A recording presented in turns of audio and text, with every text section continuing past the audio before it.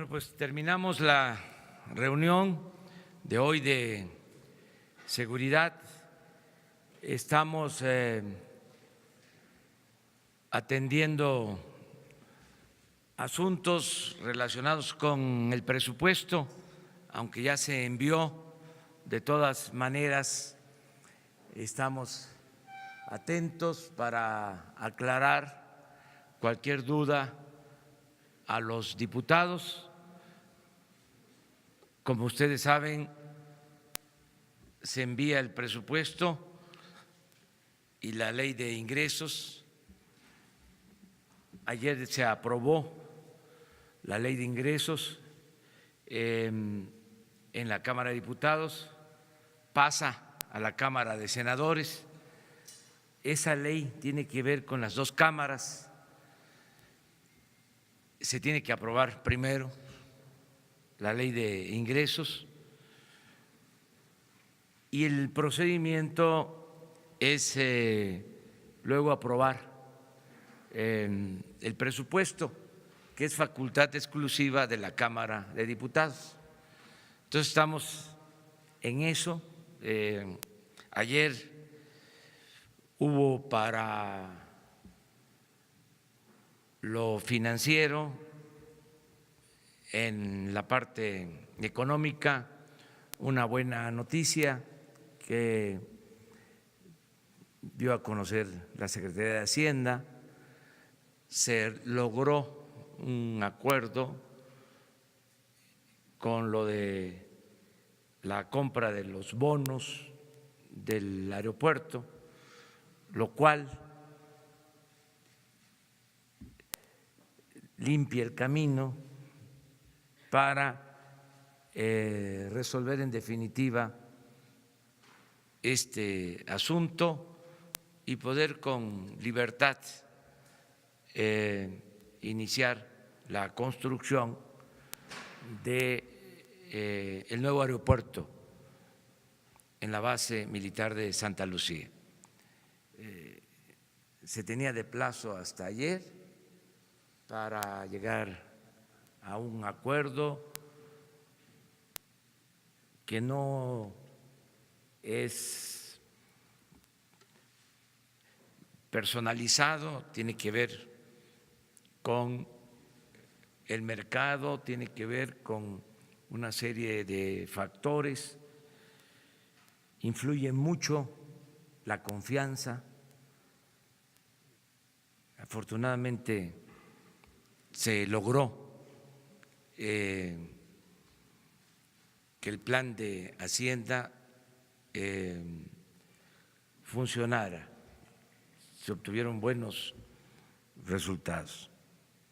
Esto nos preocupaba un poco porque de lo contrario iba a significar pleitos, litigios y retrasar nuestra acción para resolver en definitiva el problema de la saturación del actual aeropuerto de la Ciudad de México. Eso es lo que puedo comentarles.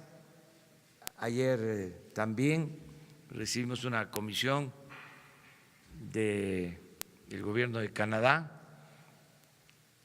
Es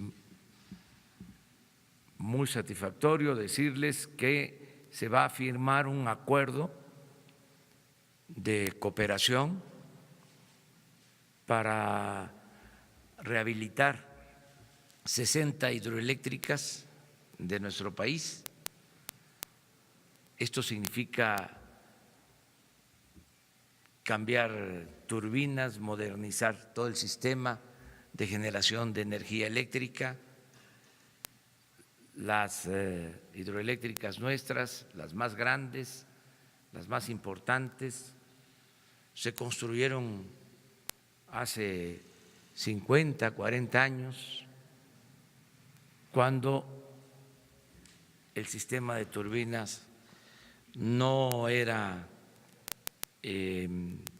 bueno, en ese entonces era lo más moderno, pero ha habido cambios nuevas tecnologías y ahora se puede producir más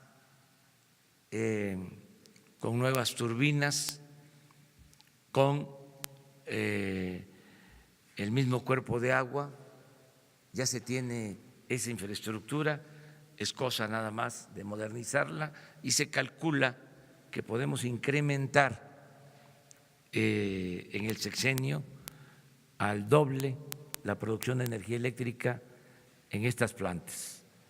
Y es energía eléctrica limpia y barata.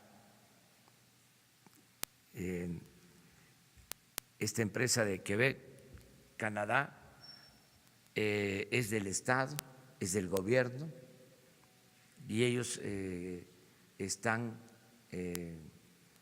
dispuestos a ayudarnos y va a haber una coinversión para reactivar todas estas plantas de generación de energía eléctrica, lo que comúnmente se conoce como presas, donde se genera energía eléctrica. Ayer se habló del tema y se avanzó y ya van a venir técnicos de Canadá a hacer una revisión,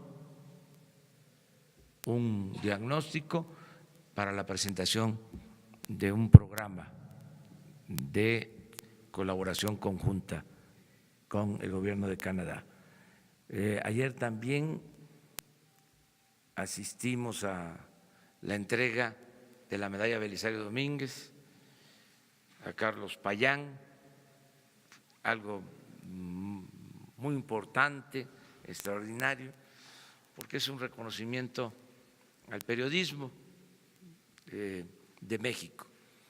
Y él, en su intervención, dedicó esa medalla a periodistas que han perdido la vida en el ejercicio de su trabajo, de su oficio, del noble oficio del periodismo. Entonces, eso es lo que puedo comentarles. Vamos bien, en general, no hay problemas mayores. Afortunadamente, estamos empezando el gobierno y terminando el año y van caminando bien las cosas. Vamos a la segunda fila, ¿no? Ahora.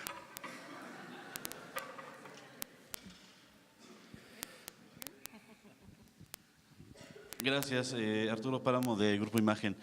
Dos preguntas. Cuando se refiere ayer desde el comunicado de Hacienda al tema de los bonos, ¿es la totalidad de los bonos o una serie? Y si esta preocupación que tenía usted ya se desvanece por completo y se, como dice, se limpia completamente el camino para el tema del aeropuerto de Santa Lucía, porque todavía se sigue manejando la posibilidad de en algunas columnas periodísticas de que se retorne al tema de Texcoco. Y la segunda, hay un par de manifestaciones acá afuera hoy temprano.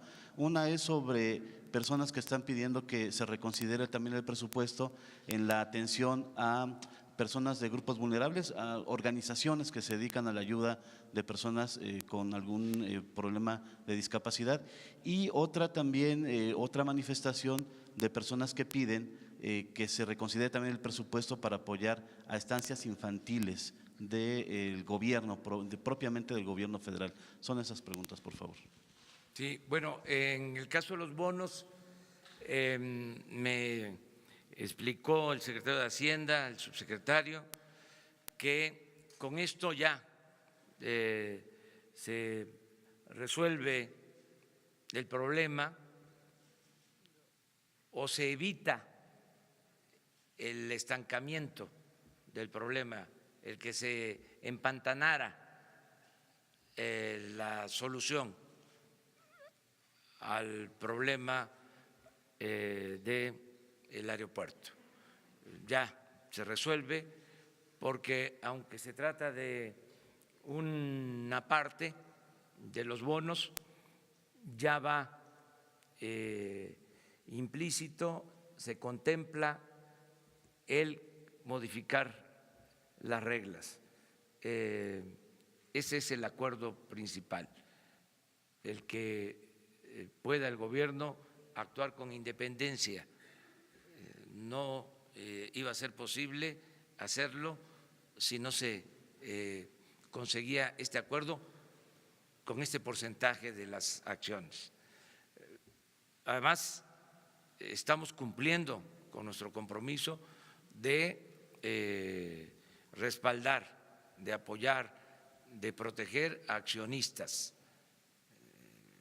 pero siempre hay riesgos en estos asuntos de caer en problemas de especulación, para no meternos en Honduras. Cuando hay estos casos,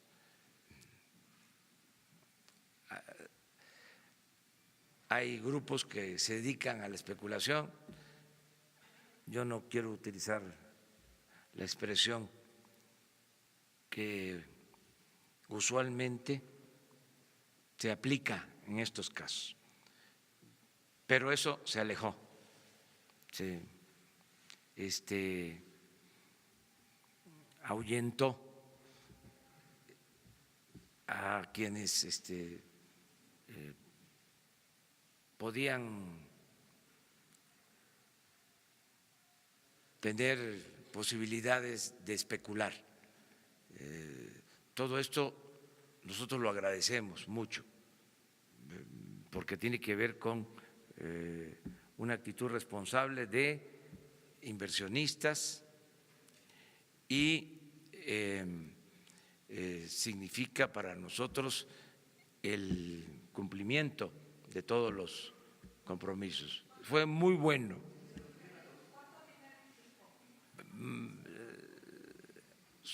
Es alrededor de 1.600 millones de dólares lo que se decidió en bonos, pero aunque la cantidad de bonos es mayor, es del orden de 6.000 millones, con estos 1.600 se destraba la posibilidad de llegar a un arreglo sin especulación y con libertad para el gobierno de tomar la decisión que más convenga en cuanto al aeropuerto.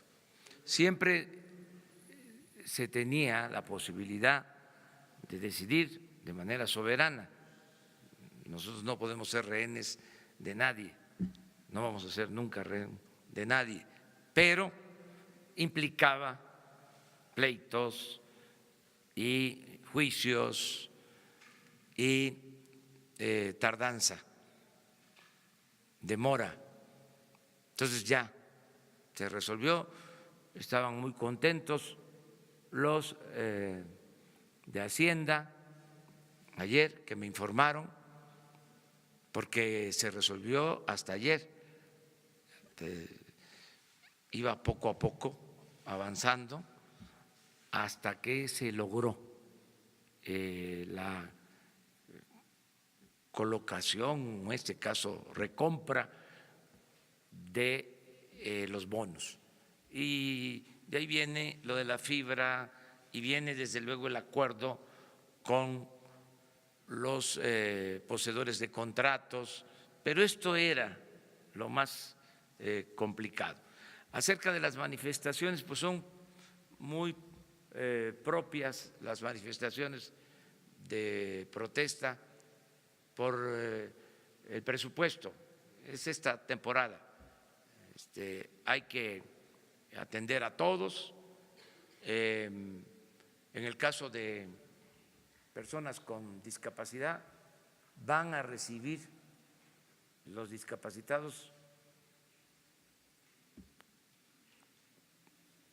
como 12,000 millones de pesos, las personas con discapacidad, como nunca. Lo que pasa es que habían grupos que negociaban presupuesto para poblaciones diversas y se pulverizaba, se fraccionaba mucho el presupuesto. Entonces, ahora ya no va a ser así. No vamos a entregar los apoyos a organizaciones, no van a haber intermediarios. Ese es el fondo también, de que se va a entregar de manera directa el apoyo. Entonces, esto es un cambio.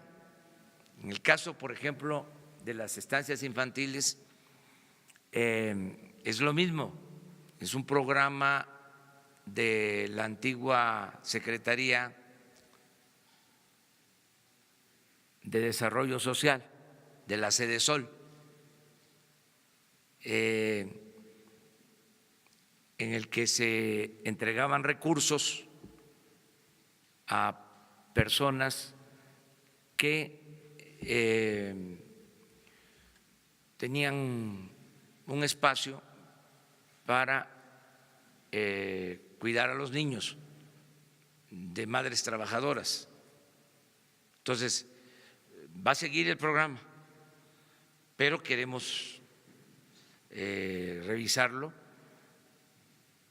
porque no queremos poner en riesgo a los niños. O sea, no quiero mencionar lo triste que ha sido este tipo de cosas. Los niños no pueden estar en cualquier lugar. Tenemos que ver qué seguridad existe.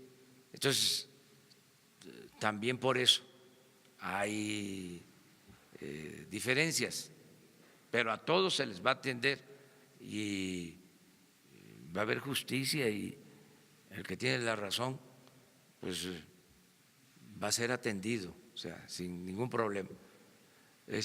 Ayer, por ejemplo, fueron a mi casa, ¿sí?, a hacer ahí un plantón. Querían que yo entrara por atrás. Dije, no, yo voy a entrar caminando, como siempre. Ya, les digo con todo respeto de que pues así no es el asunto. Aquí que se protesta en las plazas públicas. Yo fui opositor durante muchos años y nunca fui a protestar frente a la casa de un servidor público. O sea, son cosas distintas. Y también que si no tienen razón, aunque me impidan entrar a mi casa, no voy a ceder. No voy yo a ser rehén de nadie. O sea, y pues estoy acostumbrado a las protestas. No me espanta, no me asusta. Y además hasta celebro que la gente ejerza sus derechos. Y siempre he dicho que la libertad no se implora, se conquista. Pues atención, pero ya los están atendiendo aquí y pensaron de que si iban a mi casa, pues íbamos nosotros a ceder. Pues no se trata de eso, ya cambió. Miren, en el antiguo régimen, revisen porque es interesante para estas épocas, cuando se discutía el presupuesto, cuando estaban en su apogeo los moches, que habían protestas y se resolvía todo repartiendo dinero con moches.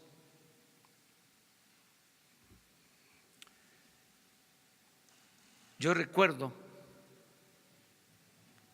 que era secretario de Hacienda Carstens y en 3 años consecutivos, 3 años, y es cosa de revisarlo, sacó el presupuesto por unanimidad. Increíble.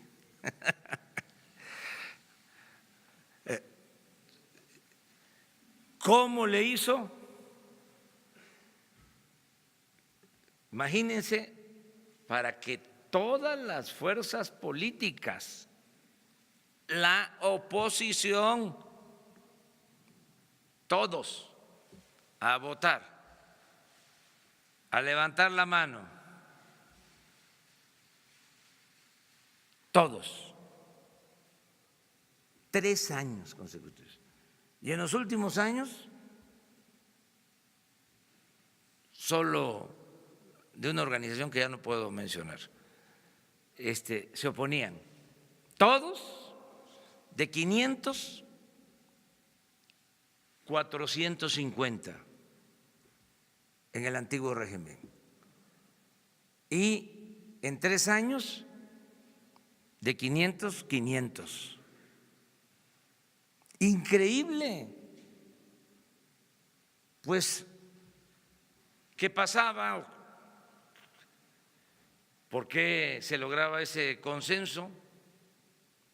Porque era la repartidera del presupuesto. Claro que quedaba el dinero arriba, no le llegaba a la gente, no le llegaba al pueblo. Se autorizaban obras en donde les daban moches, sobornos,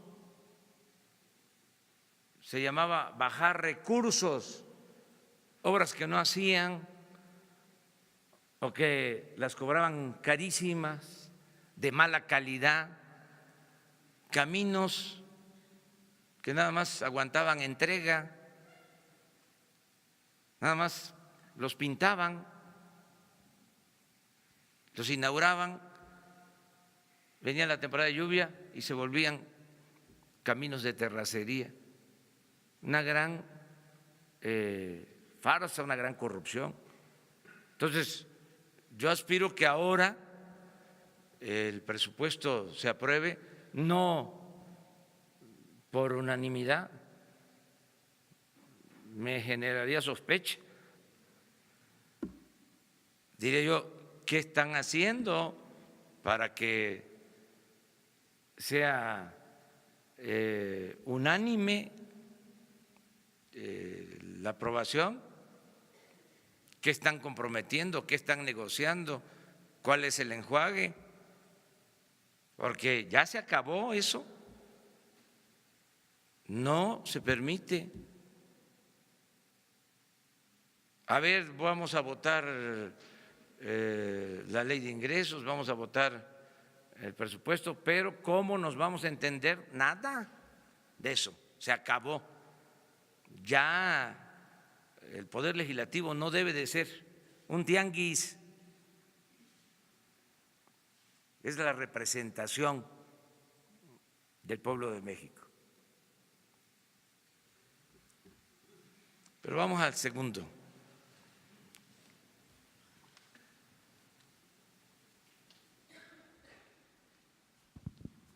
Presidente, buenos días. Miguel Bravo de Publimetro. Tanto el secretario de la Defensa como el subsecretario de Hacienda han señalado que el Ejército será el que construya las pistas de Santa Lucía, esto en una fase inicial. ¿Nos podría corroborar esta información? Y de ser así, ¿qué pasaría con las empresas contratistas de Texcoco? Y la segunda, si nos podría detallar la agenda del día de hoy, por favor. Bueno, el Ejército va a construir el nuevo aeropuerto en Santa Lucía, en la base militar. Ellos tienen capacidad para hacerlo y se le están asignando ya recursos en el presupuesto que está por aprobarse con ese propósito. Le estamos confiando al Ejército la construcción de las pistas y de la terminal y todo. Hoy precisamente por la agenda voy a ver el proyecto que ya está prácticamente terminado, el proyecto constructivo. Se está esperando nada más un dictamen sobre la ubicación de las pistas por manejo de espacio aéreo, que es un dictamen de empresas extranjeras, nada más, pero ya se tiene el proyecto para unir el aeropuerto actual con el aeropuerto de Santa Lucía, lo que va a ser la comunicación confinada del aeropuerto actual a Santa Lucía. Ya se tiene un aproximado de recursos y todos los proyectos. Se va a utilizar el modelo de proyecto constructivo de la Terminal 2, es decir, para Santa Lucía, porque eso pertenece al sector público, es decir, ya no hace falta gastar, vamos a ahorrar en cuanto al proyecto de la terminal, que desde luego se tiene que adaptar. Se va a utilizar también la pista actual, la militar de Santa Lucía, que está en perfecto estado, nada más se va a decidir si se amplía, pero esa pista como está ha sido utilizada para aterrizajes de aviones grandes. En esa pista, por poner un ejemplo, bajó el avión de la presidencia cuando el temblor del año pasado. Ahí bajó el presidente Peña de emergencia en esa pista. Las empresas. Se está llegando a un acuerdo, hay mucho trabajo, hay mucha obra. Hasta diría que van a faltar empresas, porque tenemos muchas obras. Por ejemplo, vamos a licitar lo del Tren Maya. Son 7 tramos, 150,000 millones de pesos aproximadamente. La refinería ya tiene presupuesto, solo este año 50,000 millones.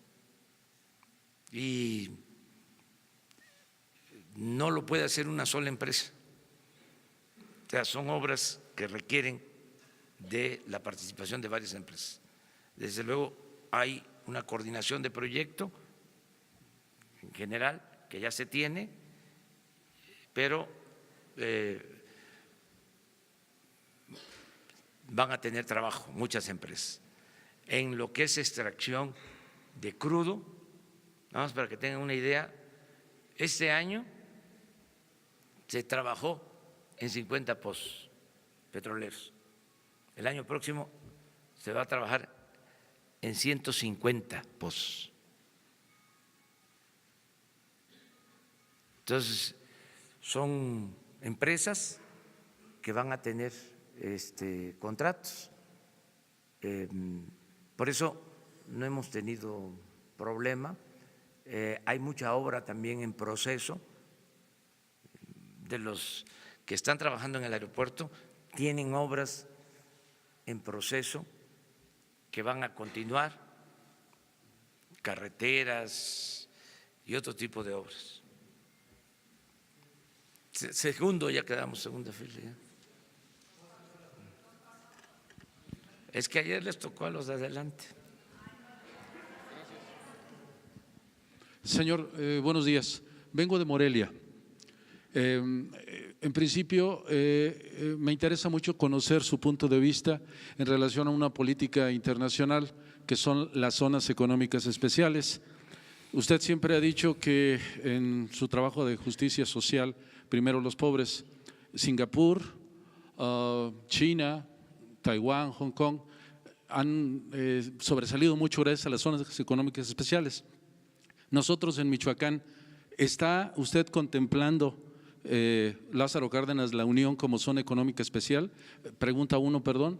Y dos, la Universidad Michoacana de San Nicolás de Hidalgo tiene crisis, problemas, usted los conoce también. ¿Qué se va a hacer? Y si me permite hacerle llegar este documento de presidentes municipales de mi tierra que están allá afuera, para que usted directamente lo cheque. Creo que los va a atender Zoé Robledo en unos minutos. Gracias, señor. Muy bien, pues vamos a analizar todo lo que convenga para el fomento económico del país, se va a impulsar.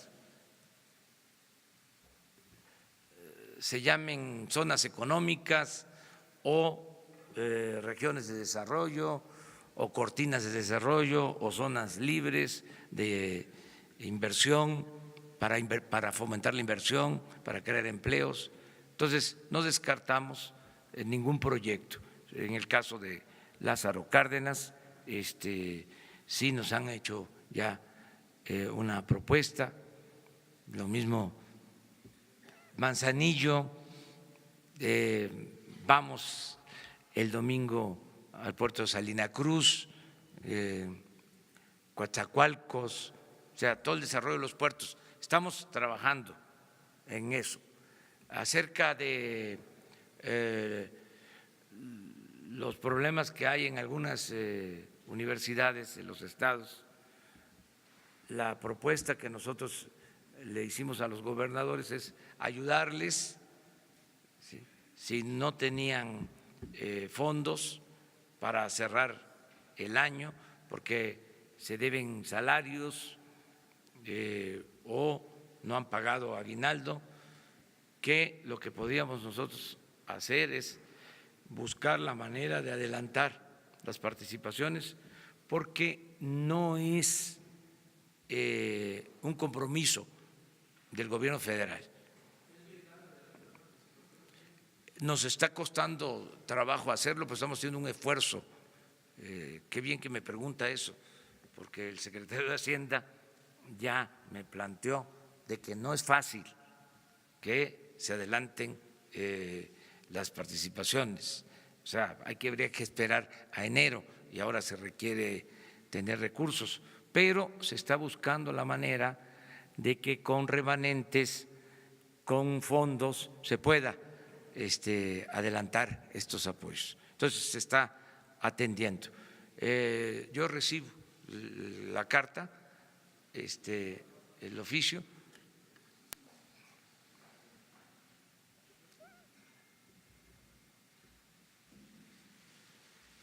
Y qué bien que van a ver a Zoé para que los atienda. Sí, yo quisiera ver de veras a todos, pero estoy constantemente hablando con la gente, eso sí, con todos los sectores, de todas las clases sociales. Estoy en eso, pero no me alcanza el tiempo. Entonces, por eso también es muy bueno el que podamos comunicarnos, porque estos mensajes, el caso de la Universidad Nicolaita de Michoacán, pues es parecido a la Universidad de Morelos. Si ya estamos hablando de estos temas, pues ya ellos van a saber qué estamos nosotros decidiendo, pensando.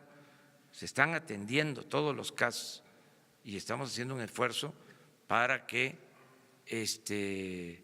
se adelanten fondos buscando la manera de ayudar sin violar la normatividad.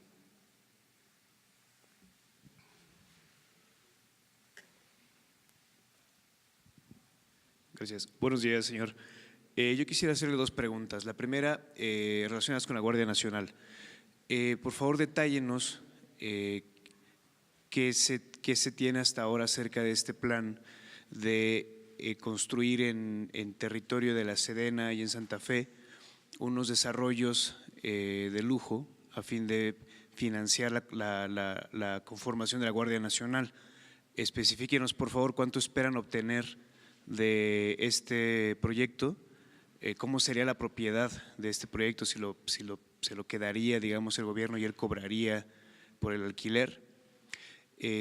Tomando en cuenta también que hace no mucho, este mismo año, hubo un conflicto precisamente entre la Sedena y el GDF, porque se estaba solicitando desincorporar este terreno para desarrollar inmueble y no se otorgó porque se tomó en cuenta que era una zona muy conflictiva para vivienda. Sobre el mismo tema de Guardia Nacional, me gustaría preguntarle qué opina usted de lo que declaró una colaboradora suya, Tatiana Cloutier, en oposición a la creación de la Guardia, por favor. Bueno, acerca de lo primero, pues somos libres. Yo siempre he respetado la opinión de todos y garantizamos el derecho a disentir. En la derecha, por eso me gustó mucho el discurso de ayer de Payán, y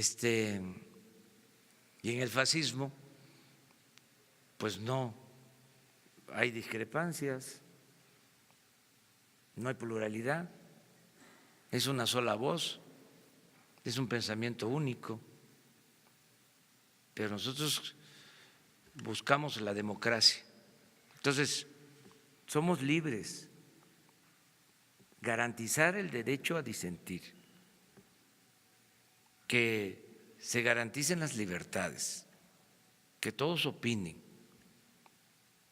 Somos muy respetuosos de eso. Yo no le doy instrucciones a nadie, no le digo no hables, nunca lo he hecho con nadie, ni con dirigentes cercanos, amigos, servidores públicos, y tampoco con periodistas. A nadie le he dicho, oye, escribe defendiéndonos o escribe en contra de un adversario. No. Entonces, lo de Tatiana está en todo su derecho de expresarse y de manifestarse, y la respetamos y la queremos mucho. Lo otro es muy interesante. Qué bien que sale el tema. Ya lo había dado a conocer Ciro Gómez Leiva, ya ven que yo les comento que leo todos los periódicos y escucho todos los programas de radio y veo los programas de televisión. Entonces, el general secretario en Jalisco habló del tema y se transmitió y Ciro lo dio a conocer. ¿Qué estamos pensando? Yo ya fui al terreno. Es el terreno de Santa Fe donde estaba y todavía hay instalaciones de la fábrica de armas de la Secretaría de la Defensa. Son alrededor de 150 hectáreas en el terreno. Es un terreno propiedad de la nación, del ejército mexicano, desde la época del presidente Juárez. Esto es muy interesante porque sirve para explicar cómo hay muchos bienes todavía, propiedad nacional, aun cuando en este periodo neoliberal quisieron privatizar todo, acabar con todo. Había tanto que no pudieron. Además, como sonó la alarma el 1 de julio, ya no pudieron seguir robando, seguir trasladando lo público a lo privado. Acuérdense ustedes que privatizar, y si lo ven en el diccionario, significa convertir lo público en privado. Así está en el diccionario. Bueno, ya se terminó esa política y nos queda todo ese terreno, porque esa fábrica se está trasladando a Puebla. La Secretaría de la Defensa adquirió un terreno para tener esa fábrica de armas en Puebla. Todavía no se termina de construir todas las instalaciones, pero ellos consideraron que ya significaba cierto riesgo tener en Santa Fe, en este terreno, las fábricas de armas. Entonces, por eso el traslado a Puebla. ¿Qué hacer con el terreno? Con las 150 hectáreas. Hay como 50 hectáreas que existen instalaciones desde la época del inicio de la fábrica de armas. Son instalaciones históricas, son patrimonio cultural. Toda esa parte tiene que respetarse.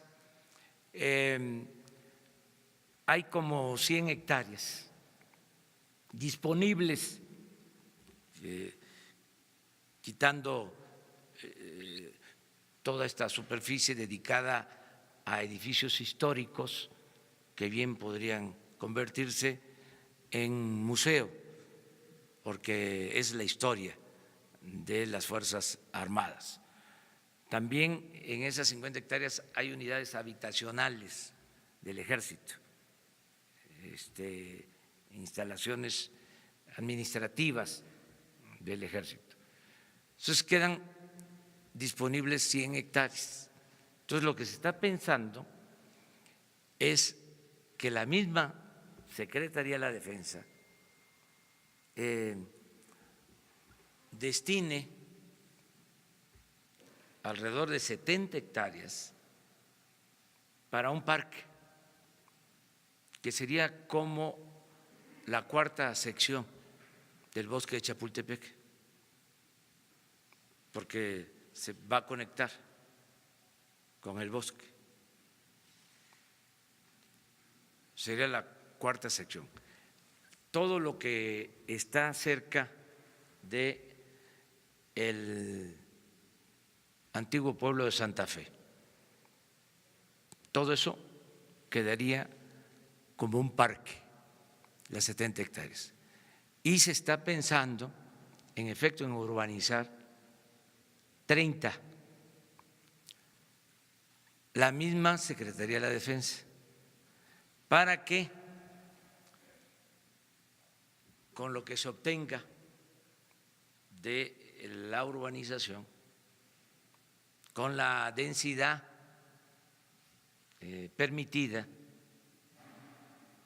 sin infringir normas, leyes, para que con esos recursos se puedan construir instalaciones también de la Secretaría de la Defensa para la Guardia Nacional, que necesitamos en los estados, en las regiones del país. Necesitamos alrededor de 80 instalaciones militares para el funcionamiento de la Guardia Nacional, porque no existen instalaciones. Ya hablábamos del caso de la Policía Federal, que no tiene instalaciones cuando van a una misión, se tienen que hospedar en hoteles.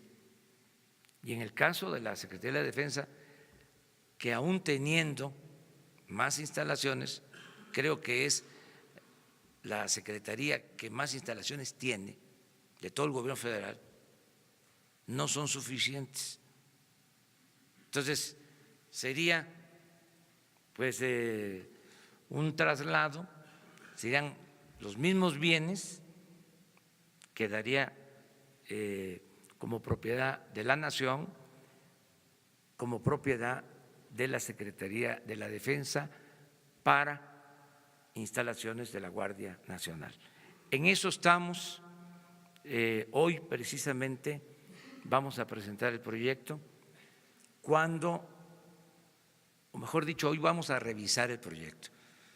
Ya una vez que lo tengamos terminado, lo voy a exponer aquí con ustedes para que todos los ciudadanos lo conozcan y se debata, o sea, se manifiesten todos los puntos de vista que puedan existir. Yo lo voy a defender, el proyecto, porque significa obtener de esta manera alrededor de 20 a 30 mil millones de pesos, que es lo que nos serviría para la construcción de las instalaciones que necesitamos para la Guardia Nacional, con el propósito de garantizar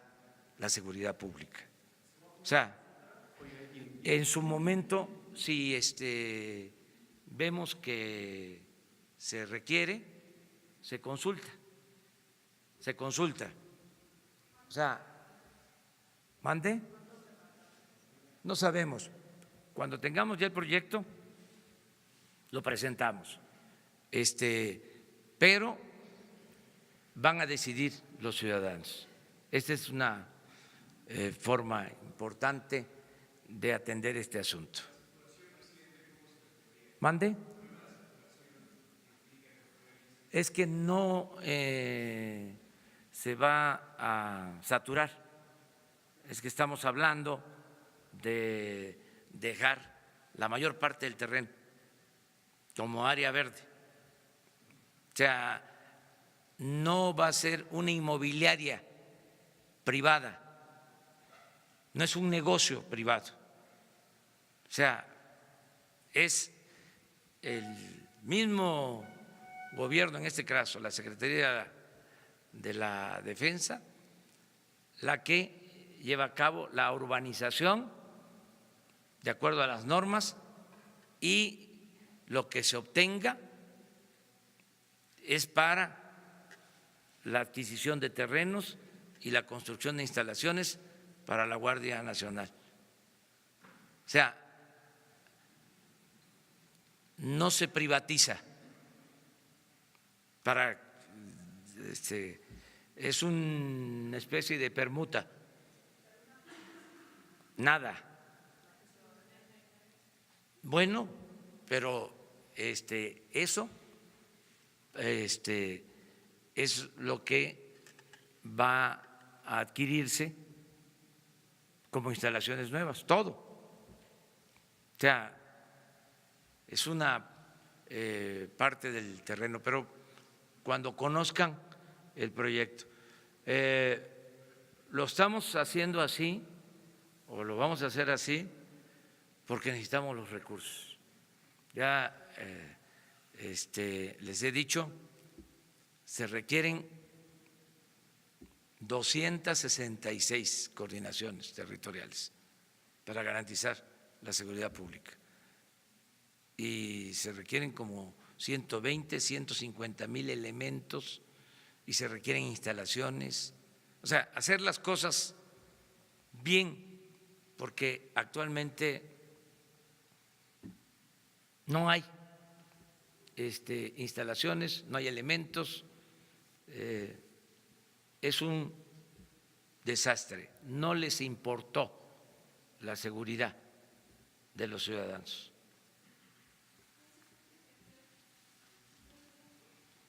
Bueno, pero íbamos por acá. A ver.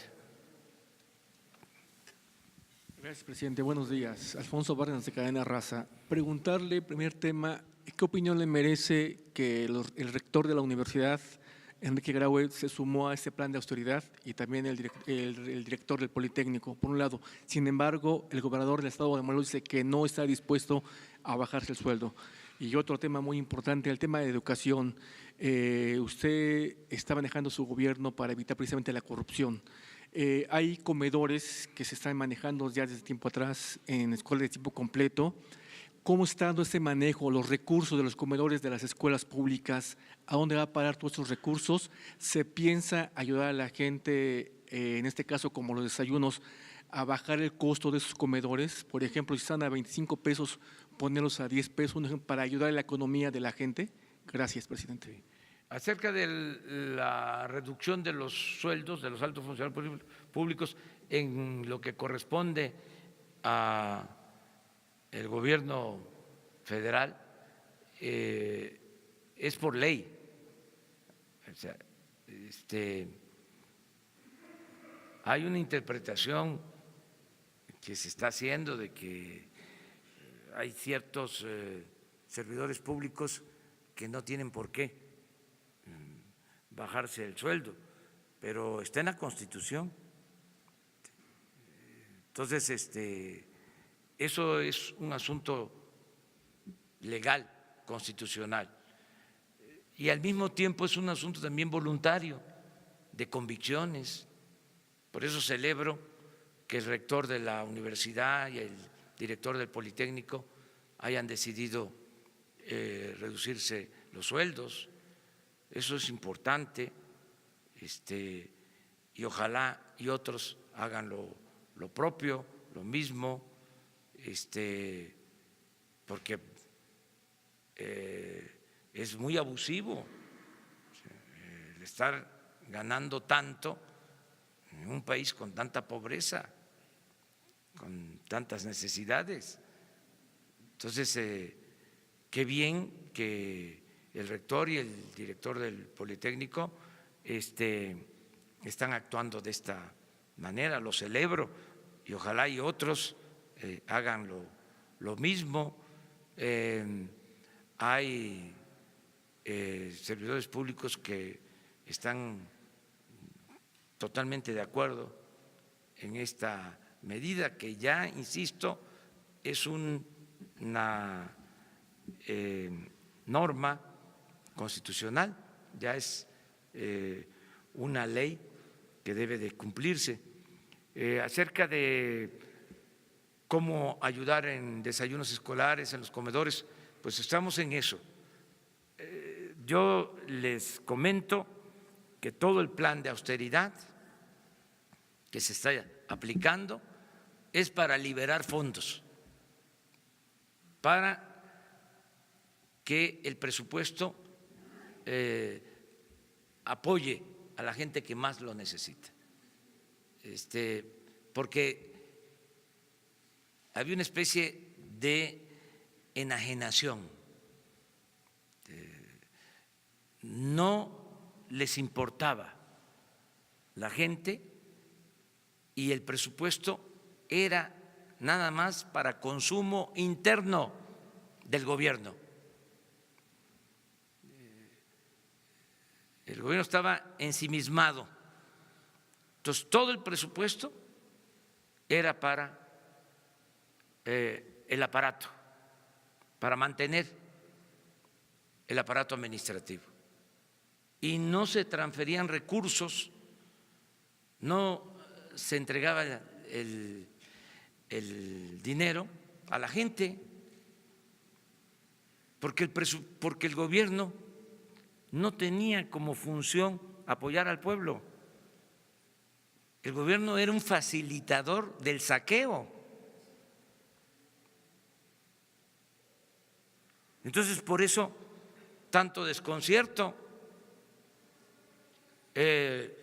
Y no es fácil de asimilar, porque se ve normal. ¿Cuánto tiempo estuvieron diciendo de que entre más ganaran se iba a evitar la corrupción? ¿O cuánto tiempo se estuvo machacando de que había que triunfar a toda costa, sin escrúpulos morales de ninguna índole,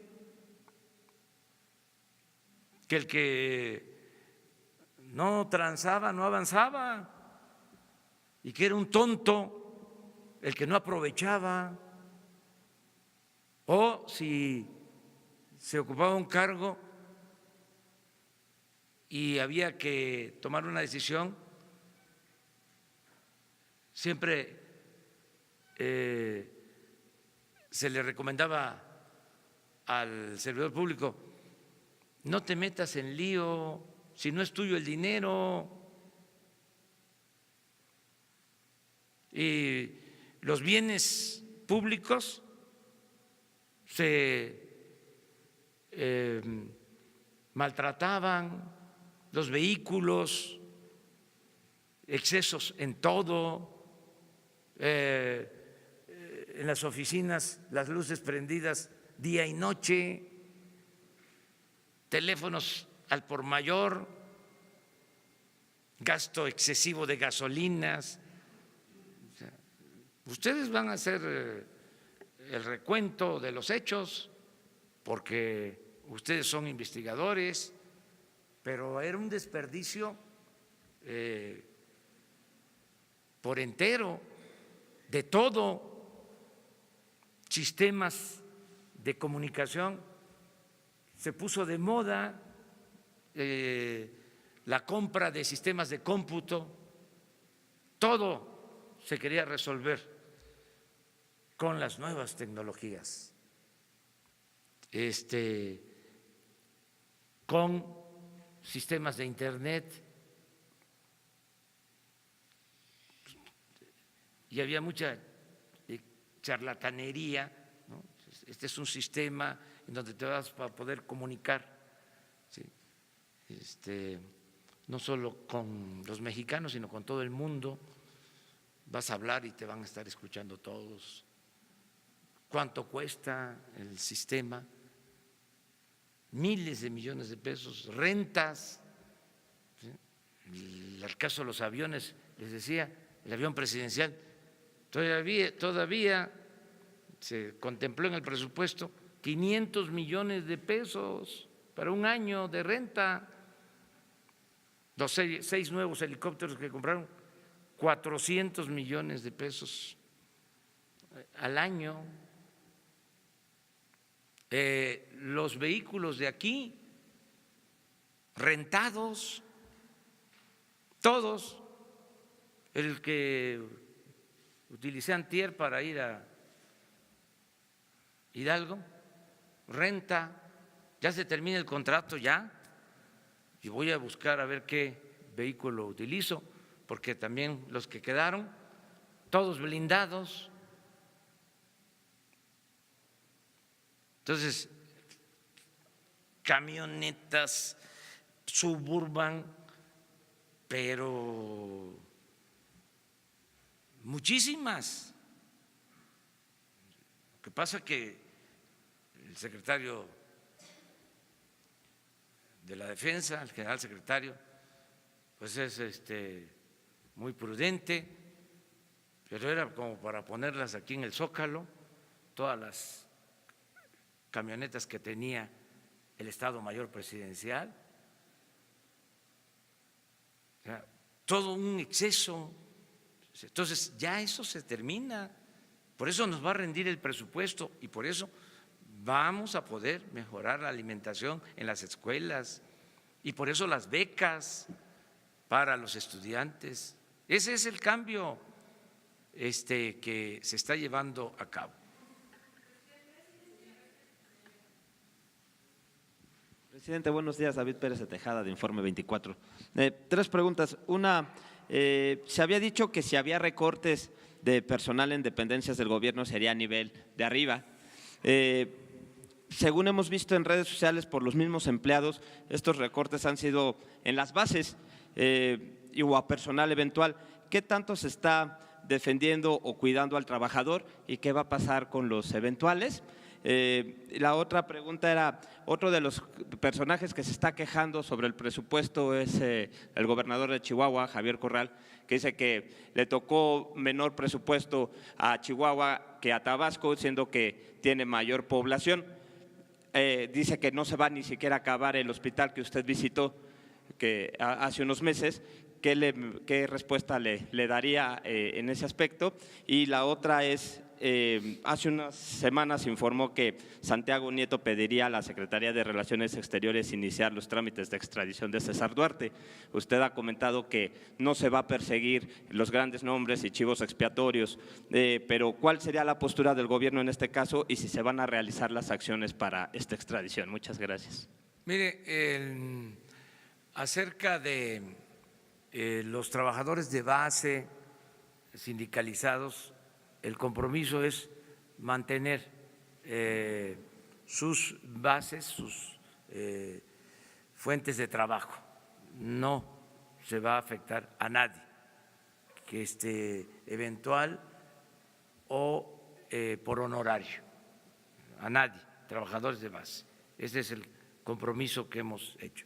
Acerca de la opinión del gobernador de Chihuahua, pues la respeto, desde luego no la comparto, pero respeto su punto de vista. Además, está en todo su derecho de manifestarse.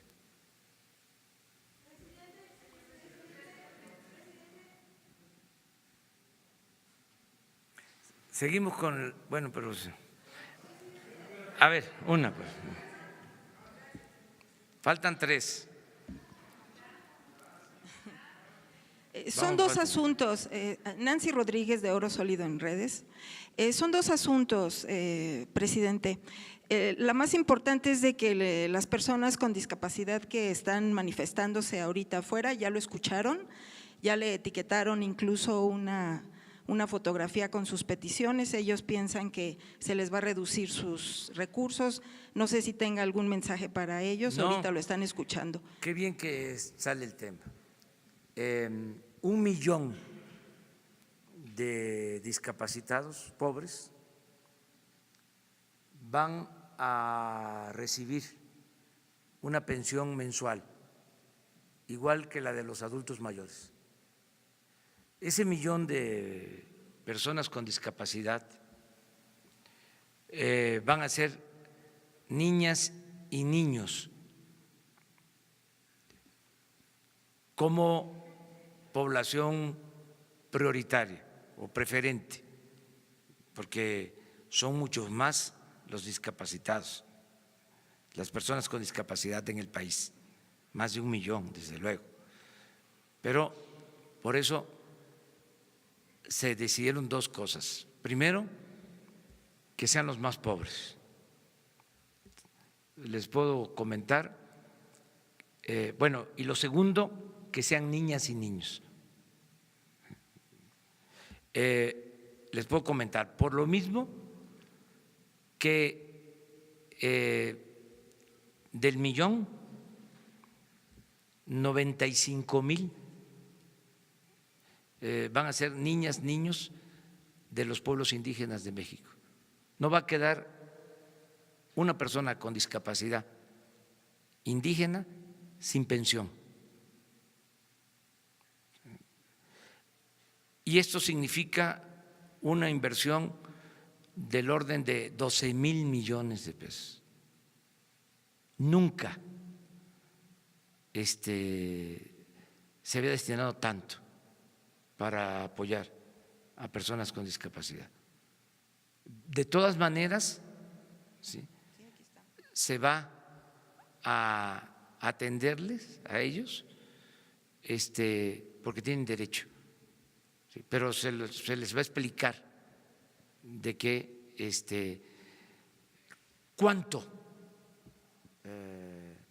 se ejerció este año para personas con discapacidad. Les aseguro que cuando mucho el 10% de lo que vamos a ejercer. Entonces, entiendo que debe hacer un programa especial que se esté llevando a cabo en lo que era la Secretaría de Desarrollo Social, ¿sí?, pues que ya pasa a formar parte de la Secretaría de Bienestar y son estos apoyos que estamos ahora llevando a cabo. De todas maneras se les va a atender. Ok. Y el segundo asunto, presidente, usted nos informó ayer que regresando al presupuesto le van a asignar 1,500 millones de pesos a la presidencia. Y usted nos informaba que precisamente no se iba a ejercer porque ya no tiene automóviles, servicios, excesos, lujos. ¿Nos podría informar cómo están los gobernadores en este rubro? Porque pues ellos no viven como usted, o sea, también tienen sus casas en las mejores zonas en los estados, incluso tienen casas cuando son destinos turísticos en los destinos turísticos, incluso son para hospedarse gente VIP, ¿no? Y tienen también escoltas. ¿Usted tiene más o menos el monto en este rubro, cuánto se gasta? Y otra cosa, por ejemplo, el ex jefe de gobierno, ahora senador, pues llega con sus escoltas. Entonces, me surgió la duda, ¿también los ciudadanos pagamos pensión como a los exgobernadores, perdón, como a los expresidentes, a los exgobernadores? ¿Y estas escoltas también las pagan los contribuyentes? ¿Tendrá informe acerca de esto, presidente? No tengo mucho informe sobre eso.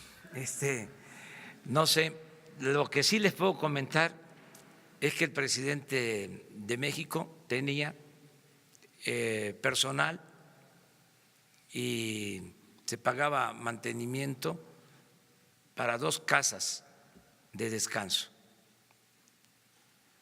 una en Cozumel y otra en Acapulco, y no las voy a usar, eso sí, les puedo decir. No, porque creo que pertenecen a la Marina, pero eran casas que dependían o eran para el uso de presidencia. Y les digo porque la tengo, todavía no he cambiado la red, y ahí aparece, y además tengo la información. No vamos a usar eso, ya eso se termina. ¿Mande? No tengo el dato, pero si quieren se los consigo.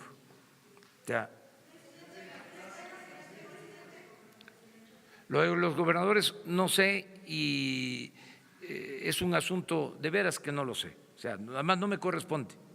O sea, los estados son libres, son soberanos, ¿sí? Ellos tienen que informar.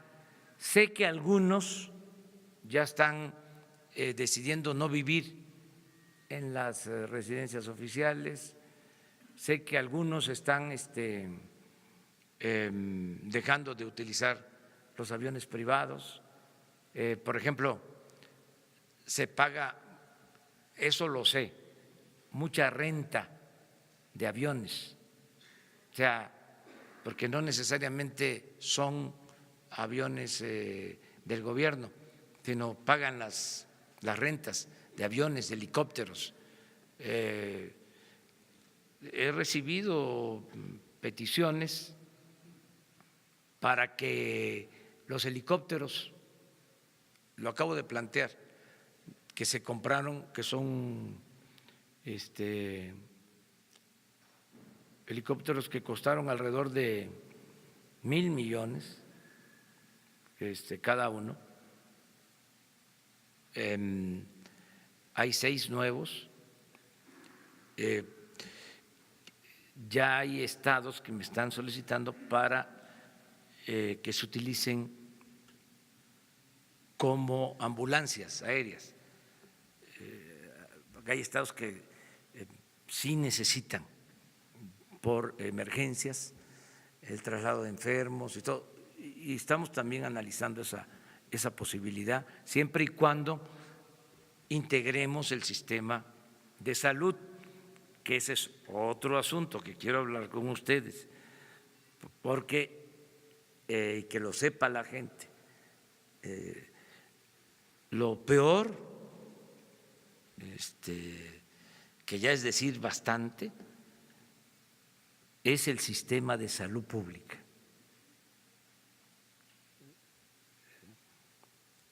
Y esto es muy lamentable porque no se atiende a la gente, no hay médicos, no hay medicamentos, es un desastre y lo tenemos que reconstruir. Es todo un reto porque está totalmente fraccionado. La Secretaría de Salud tiene a su cargo, la Secretaría de Salud Federal tiene a su cargo cuando mucho 10 hospitales en los estados. 10 no dependen de la Secretaría de Salud Federal, los centros de salud, ni las unidades médicas rurales. Los centros de salud y los hospitales dependen de los gobiernos estatales. Las unidades médicas dependen del seguro. Existen, desde luego, los institutos de salud, pero ese es para atención especializada. Entonces, necesitamos integrar todo el sistema de salud y eso es lo que estamos haciendo. Afortunadamente, hay buena disposición de los gobernadores para esto, empezar con 8 estados, eso no lo vamos a dejar, y les pido a los dirigentes sindicales del sector salud que nos ayuden, porque vamos a llevar a cabo este nuevo sistema de salud para el bienestar, atendiendo también las demandas de los trabajadores del sector. Pero no lo podemos hacer de un día para otro, porque hay alrededor de 80,000 trabajadores eventuales o por honorarios en el sector salud. Entonces tenemos que ir basificando poco a poco y homologando, porque puede ganar 2 veces más un trabajador federal que un estatal, o al revés, que gane más el estatal. Por ejemplo, en aguinaldos, puede ser que un trabajador federal reciba 40 días y un trabajador estatal, hay casos que reciben 90 días de aguinaldo. Entonces, todo eso lo tenemos que resolver y tiene que ayudarnos la Organización sindical de que se trate, que entre todos ayudemos a sacar adelante el sistema de salud que está en pésimas condiciones.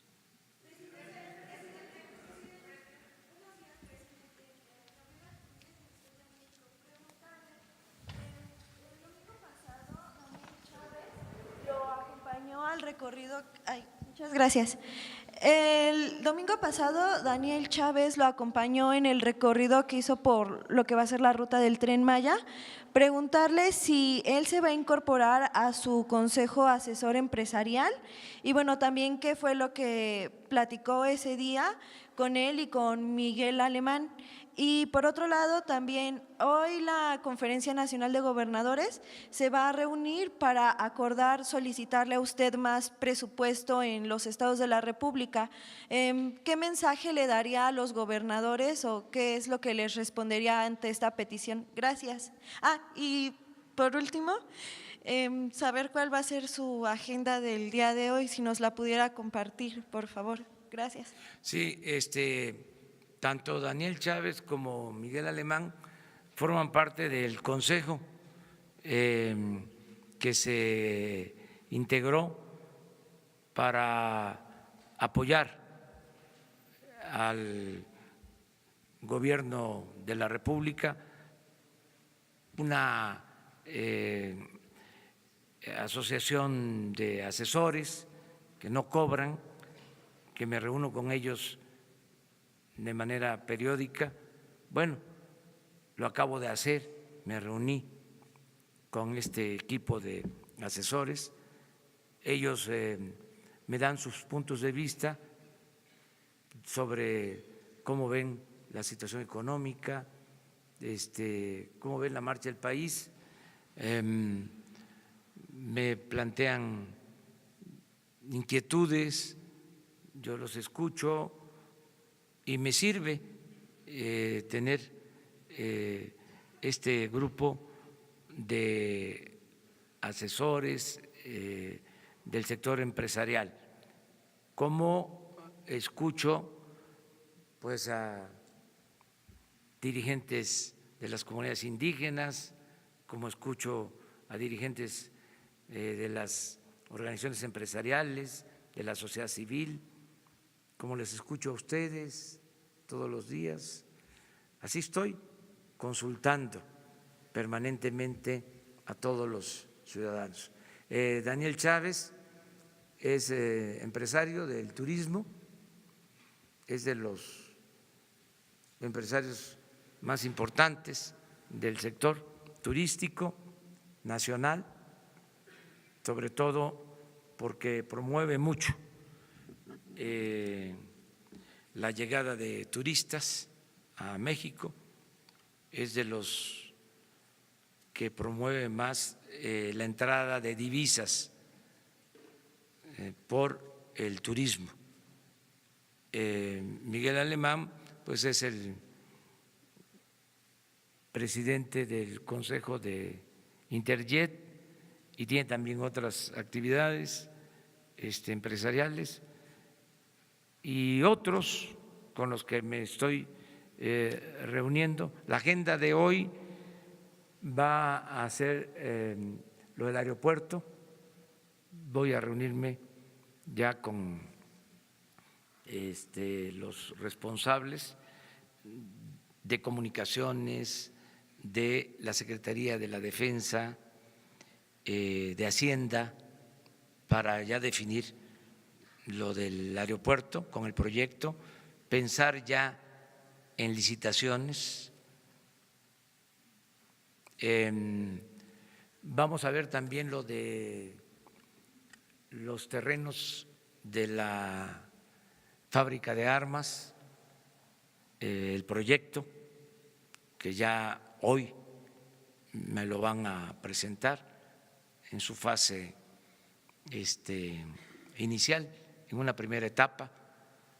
Esto lo está viendo Román Meyer, el secretario de Desarrollo Urbano, con el secretario de la Defensa, también con la secretaria de Medio Ambiente, nos está ayudando la jefa de gobierno de la Ciudad de México. O sea, es un equipo que se integró con este propósito. Cuando visité el terreno, me acompañó la jefa de gobierno de la Ciudad de México. Todavía no era la jefa de gobierno constitucional, era electa, pero fuimos juntos a hacer el recorrido, sé de lo que se trata y hemos estado trabajando ya sobre esto. Entonces son las dos cosas que voy a ver hoy. A los gobernadores, pues que estamos abiertos a escucharlos, sobre todo el secretario de Hacienda tiene instrucciones de atender a todos los gobernadores. Yo ayer atendí al gobernador de Guanajuato. No puedo, pues, atenderlos así pronto, ¿no? Pero me pidió una cita el gobernador de Guanajuato y lo atendí ayer. Es que ya está en la Cámara el presupuesto, ya lo que nosotros propusimos ya está en la Cámara de Diputados. Sí, aquí. No tengo exacta la hora, pero es como a las 11 o 12. A un momento les decimos. Una más. Anda, tú. Bueno, las dos, pues para que haya equidad de género. Sí, no. Gracias, presidente. Eduardo García, de la agencia Infocel y del portal Sentido Común. Hablando de recursos, ayer los diputados encontraron 23,000 millones de pesos más que aprobaron ya. No se ha definido claro en qué los van a utilizar. Esto implicaría que ya no hará el recorte al gasto operacional del gobierno que mencionó ayer por lo de las universidades. ¿Qué nos puede platicar de eso? Yo respeto la decisión que tomaron los legisladores de ampliar el monto de ingresos. Ya se aprobó así. No sé exactamente de cuánto es la cantidad excedente. Yo pienso que debería de manejarse ese excedente con mucha prudencia. Es mejor tenerlo de reserva ante cualquier contingencia, para no caer en déficit, no tener problemas, porque también había la mala costumbre de inflar los ingresos para darle satisfacción a todos, sí, porque también eso era, ¿no? Para que nadie protestara, nada más que se inflaban, ¿no? Los ingresos. Yo prefiero que eso se mantenga como reserva para no caer en déficit. Otra mala costumbre que queremos eliminar es de que una cosa era lo autorizado y otra cosa era lo ejercido. Por ejemplo, se le autorizaba a Gobernación, qué sé yo, 10,000 millones y terminaban ejerciendo 30,000. Aquí en Presidencia lo mismo. Ya eso se termina. O sea, ahorros, todos ahorrar, todos evitar derroche, todos evitar desperdicio y que lo que se vaya ahorrando se transfiera a lo productivo, a lo social, a lo verdaderamente necesario. Nada de gasto superfluo. Entonces, eso lo van a decidir los diputados, seguramente van a consultar a Hacienda. Mi recomendación es que se maneje eso de manera muy prudente y que si se va a invertir, que sea en programas productivos, que sea en desarrollo social y que sea para la seguridad pública, que son los problemas que tenemos. O sea, que haya empleos, que haya crecimiento, que haya bienestar y que haya paz y tranquilidad, que el presupuesto se oriente a eso. Nada más. Presidente, buenos días. Noemí Gutiérrez de Efecto TV. Se ha dado a conocer que desde que se abrieron Los Pinos hay muchas obras de arte que están faltando. Preguntarle si en este caso ya se tiene el listado de cuántas obras de arte falta y sobre todo ayer se hablaba de las obras de arte en Palacio Nacional que van a hacer un cotejo también de Los Pinos y usted ya tiene este listado y sobre todo en el despacho que usted usa, ¿usted notó alguna diferencia cuando estuvo en este despacho? ¿Cuándo va a recorrer Los Pinos? Y la segunda pregunta es ¿cuándo va a dar a conocer los nombres de los embajadores, sobre todo el representante de México en Estados Unidos? Gracias. Ya sobre esto último firmé la representación de México ante la ONU, el doctor Juan Ramón de la Fuente, y firmé también el nombramiento que se pone a consideración del Senado de Marta Bárcenas para embajadora de México en Estados Unidos, en Washington. Son 2 nombramientos que ya firmé y que van a ser propuestos para la autorización del Senado de la República, como lo establece el procedimiento.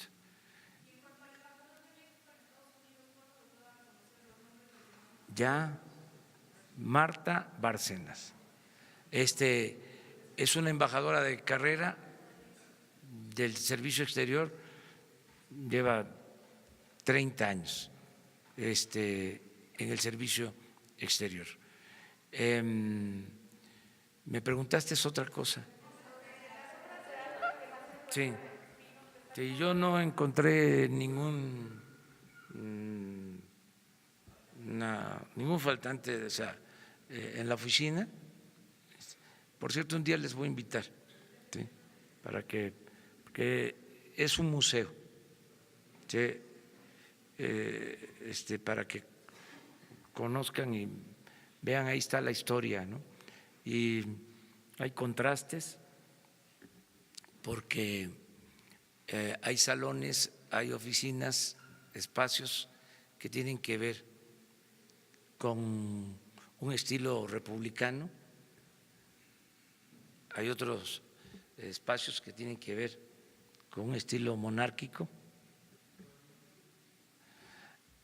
y hay otros espacios que tienen que ver con un estilo, vamos a decir, revolucionario, pero es un patrimonio cultural, histórico, este palacio de todos los mexicanos, excepcional. Yo no sé por qué no despachaban aquí. Digo, está bien el espacio de Los Pinos, pero esto es la historia del país. Es un honor despachar desde el Palacio Nacional, un gran honor. Entonces, vamos con tiempo más adelante a organizar una visita, ¿sí? Sobre todo a las oficinas, porque conocen los espacios que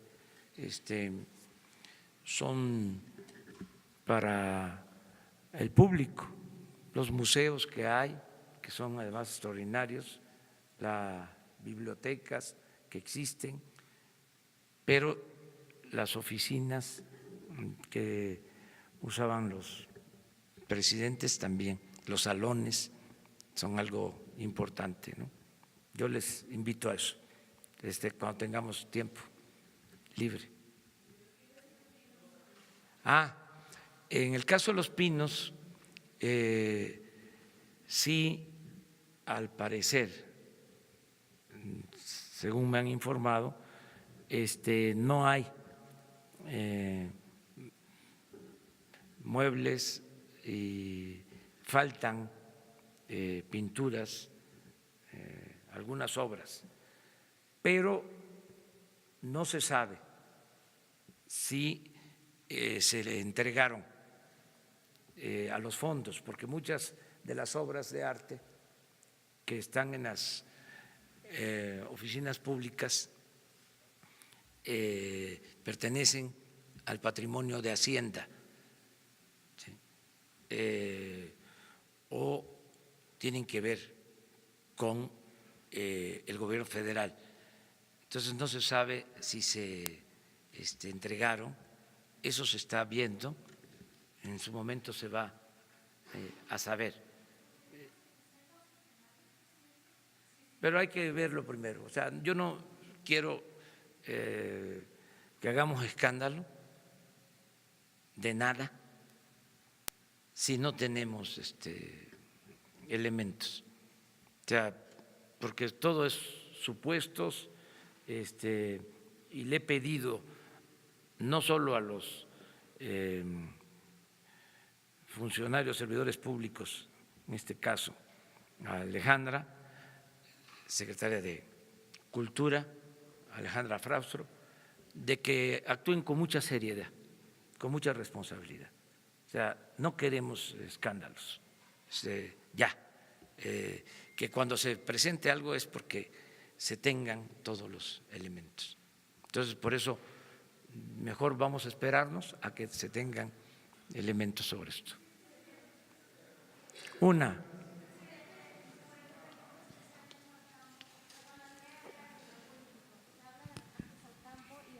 Hay programas importantes como el de apoyo a los productores de café y para pesca que aparecen con pocos recursos. ¿Habrá una política para apoyar al campo? Sí, es prioritario y son los recursos que se aprobaron, pero va a depender mucho también de la capacidad de ejecución, de operación de las áreas. Es que tiene que cambiar esa idea de que, a ver, yo valgo por el presupuesto que manejo. No es así. O soy importante por el tamaño de la oficina o por el cargo. No, es el encargo y lo que realmente hagas en beneficio de la gente. Entonces, si avanzan los encargados de atender el campo y se ven beneficios y se quedan sin recursos a mitad del sexenio, a mitad del año, vamos a buscar la forma de ayudarles, pero primero que empiecen. Si todavía no comienzan y ya están diciendo que no les va a alcanzar. Y aquí hay otra cosa también que es interesante. Se va a hacer más con menos, porque se derrochaba mucho, o sea, en compras. ¿Cuánto se desperdiciaba o se iba por el caño de la corrupción? Muchísimo. Yo estoy seguro que va a sobrar recursos destinados a compra, porque en la compra de las medicinas pagaban 2, 3 veces más. Resulta que se hacían licitaciones o compras en común, compras consolidadas, pero se ponían de acuerdo los que vendían y los que compraban para que no abastecieran el 100%. Entonces quedaban el 20% de medicamentos sin comprar en la convocatoria o en la licitación o en la compra consolidada. Y esos 20% se tenían que comprar de manera directa, ya sin licitación. Y el precio era 3, 4, 5, 10 veces más. Entonces, todos esos trucos se terminan. Entonces, por eso pienso que nos va a alcanzar el presupuesto. O sea, y vamos a estar muy pendientes para que no haya estos excesos. Y además, yo les voy a estar informando a ustedes y a través de ustedes al pueblo de México sobre cómo se va ejerciendo el presupuesto. Lo voy a hacer en las plazas públicas.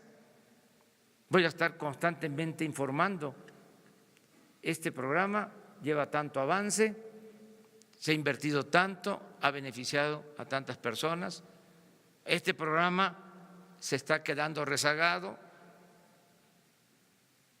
y en función de eso también va a ser la calificación de los servidores públicos. No va a ser un buen servidor público el que no dé resultados en beneficio de la gente, el que no cumpla con su responsabilidad. Entonces vamos a evaluar todos. Mañana va a ser media hora nada más porque… Muchas gracias.